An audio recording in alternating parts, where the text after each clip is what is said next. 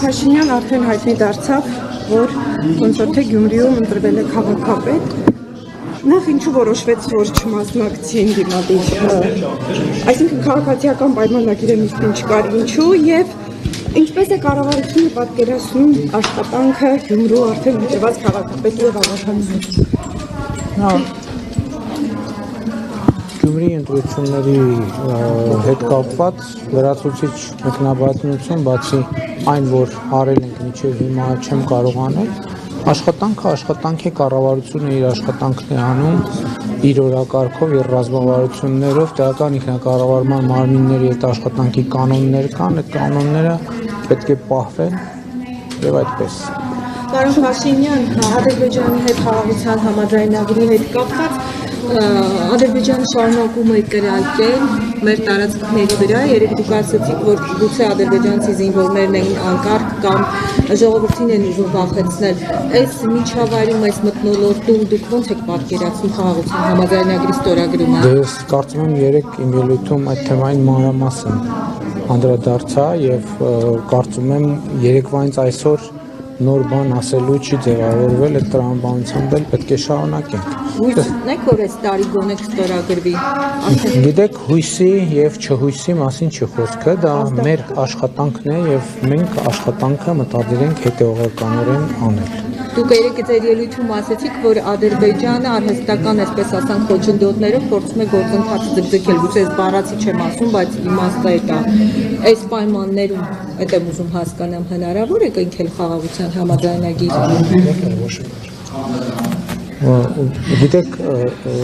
մենք ել եմ ասում, դա մեր աշխատանքն է, մենք այդ աշխատանքը պետք է անենք հետեւողականորեն։ Այսինքն, ընդհանրապես ոչ միայն միջազգային, այլև ներքին տրամաբանության մեջ այնպես չի, որ ծրագրերը, որ մենք այդպես միանգամից ստացվում է։ Սկսած պահիկային ոստիկանությունից շարունակած 300 դպրոց 500 մանկապարտեզ ծրագրից, ծրագրերը ջանք են պահանջում, հետեւողականություն են պահանջում, հանգամանքների ամբողջական ուսումնասիրություն են պահանջում։ Դա մեր աշխատանքն է, դա մեր օրակարգն է եւ մենք այդ աշխատանքով պետք է զբաղվենք։ Պարոն վարչապետ, Պարոն ճանապարհների ապաշխարման հետ կապված շատերը փորձագետներ կարծիք են հայտնում, որ այսպես մեղմացումը Ադրբեջան-Նախիջևան ճանապարհների հետ կապված ինքը ավելի շատ միջանցքային տրամաբանություն ունի, ինչ կարող եք ասել, այս մասով խաղաղության պայմանագրից այսպես բանակցություններից առանձնացված ճանապարհների ապաշրջափակման մասով կան բանակցություններ Ադրբեջանի հետ եւ ի վերջո ինչպես ստուգվելու ադրբեջանական բեռները կամ ինչպես է դա տեղ ունենալու։ Գիտեք, տեսեք, դուք խոսում եք մեղմացման մասին, ոչ մի մեղմացման մասին խոսք լինել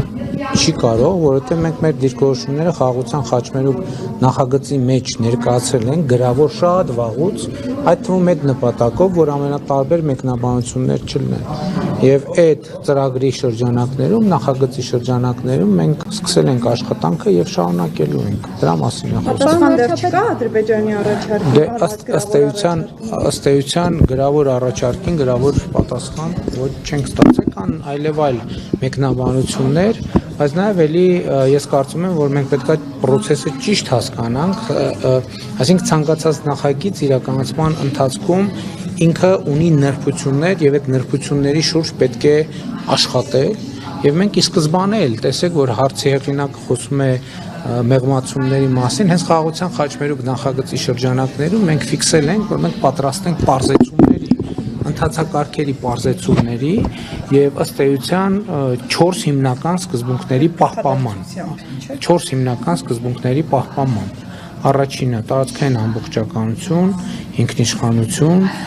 իրավազորություն, փոխադարձություն։ Փոխադարձությունը ինչի համար է, որովհետև հիմա մենք այս փուլում առաջարկում ենք, որ երկաթուղային կապը բացենք,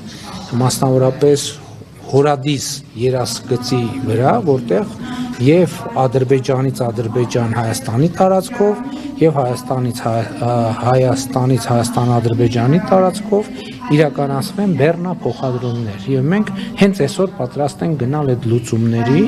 եւ ելի եմ ասում նաեւ շատ կարեւոր է արձանագրել, չէ, որ մենք երբ որ ասում ենք պատրաստ ենք այդ լուծումների Բայց մենք մեզ հարց ենք չէ տալիս, բա մեր հանրությունը ո՞նց կվերաբերվի այն լուծումներին, որոնք մենք առաջարկում ենք։ Եթե մենք այդ վստահությամբ ասում ենք, այդ նշանակում է, որ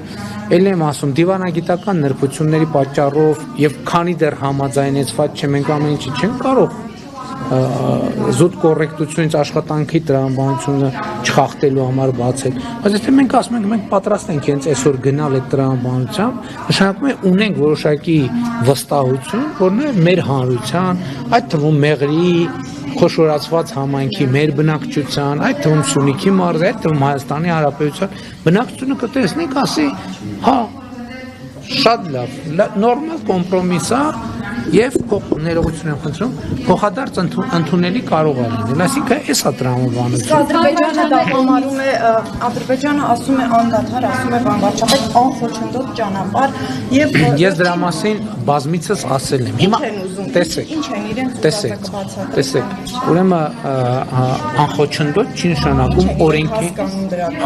ես չգիտեմ իրենք ինչ են հասկանում։ Մենք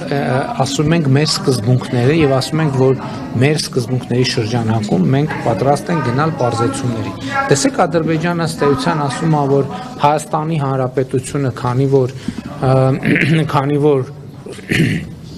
լուծումներ չի տալիս եւ լուծումներ չի առաջարկում կամ ինչ որ մի բան։ Մենք դրա համար Ադրբեջանը որոշում է կայացրել, որ պետք է օգտվեն Իրանի երթուղուց։ Այսինքն սա նշանակում է, որ Իրանի երթուղին եւ պայմանները իրանց համար ընդունելի են, հակառակ դեպքում իրանք չէին օգտվի դրանից։ Եվ մենք որպեսզի նաեւ այս համատեքստում ամեն ինչ པարզ հասկանալի լինի, եւ մենք ասում ենք, որ պատրաստ ենք նույն պայմաններով, ինչ պայմաններով Իրան Իսլամական Հանրապետությունով են անցնում, նույն պայմաններով ապահովել Հայաստանի Հանրապետության տարածքով, որպեսզի ի ցույց դնենք, թե այն ընկալումը, որ մեր առաջարկած պայմանները Ադրբեջանին կարող են ընդունելի չլինել, իրականությանը չեն համապատասխանում։ Եթե նույն պայման ընդունելի է Իրանի Իսլամական Հանրապետության տարածքով անցնելու համար, ինչու պետք է ընդունելի չլինի Հայաստանի չի այդ հարցում դառնում նաև իրենց ձեռքին խաղակարդ։ Ոչ մի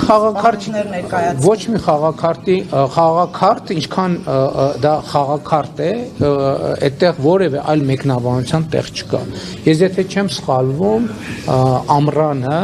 Երևանում տեղի ունեցավ քննարկում հրապարակային խաղաղության խաչմերուկ նախագծի վերաբերյալ եւ ես նաեւ իմ ելույթում մանրամասն անդրադարձել եմ նոյեմբերի 9-ի հայտարարությունն են դրանք, ինչը ասում եք գրեթե նույնականն են խաղաղության խաչմերուկը եւ նոյեմբերի 9-ի 9-րդ կետը։ Ես ուրիշ բան եմ ասում։ Ներողություն, մի հատ որպեսզի པարզ լինի։ Ես ասում եմ նոյեմբերի 9-ի Երակոմ հայտարարության 9-րդ կետում չկա մի բան, որ ենթադրում է, որ Հայաստանի տարածքային ամբողջականությունը, ինքնիշխանությունը, իրավազորությունը պիտի որևէ ձևով նսեմացվի, այնտեղ չկա մի բան, որ երրորդ ուժ պետքա մեր երկրի տարածքում ներկայություն ունենա եւ ներողություն, կասեմ հեսա։ Եվ այնտեղ հստակ փոխադարձության սկզբունքը արձանագրված։ Այս առաջինը վերահսկողությունը ըստ էության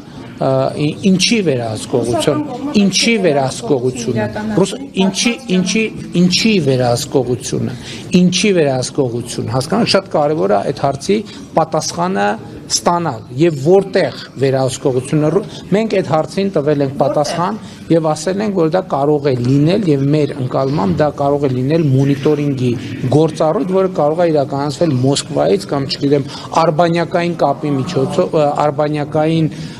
գործիքների միջոցով, ել չեմ ասում ամենակարևորը նոյեմբերի 9-ի Երակոմ հայտարարությունը միայն 9-րդ կետ չունի։ Մի րոպե, որ մեկնաբանության տեղիք է տալիս։ Ֆիքսված այդ թվում 2020 թվականի նոյեմբերի 10-ի Ռուսաստանի Դաշնության նախագահի հրամանագրի մեջ։ Որտեղ պետք է չլինի։ Տեսեք, ուրեմն ելի եմ կրկնում, որևէ տեղ, որևէ բան գրած չի, որ Հայաստանի տարածքային ամբողջականությունը, ինքնիշխանությունը, իրավազորությունը որևէ կերպ կարող են ասել, չկա այդպիսի բան, դա բացառված է, ովքեր ասում են, որ Հայաստանը նման պարտավորություն է ստացվել, ճիշտ չեն ասում ուղղակի։ Այդ գործառույթի մասին եմ ասում։ Վերահսկողություն ես չեմ մեկնաբանում մի ձև, ես ասում եմ Հայաստանի ինքնիշխանությունը իրավազորությունը, տարածքային ամբողջականությունը որևէ կասկածի ենթակա չի եւ չի կարող լինել։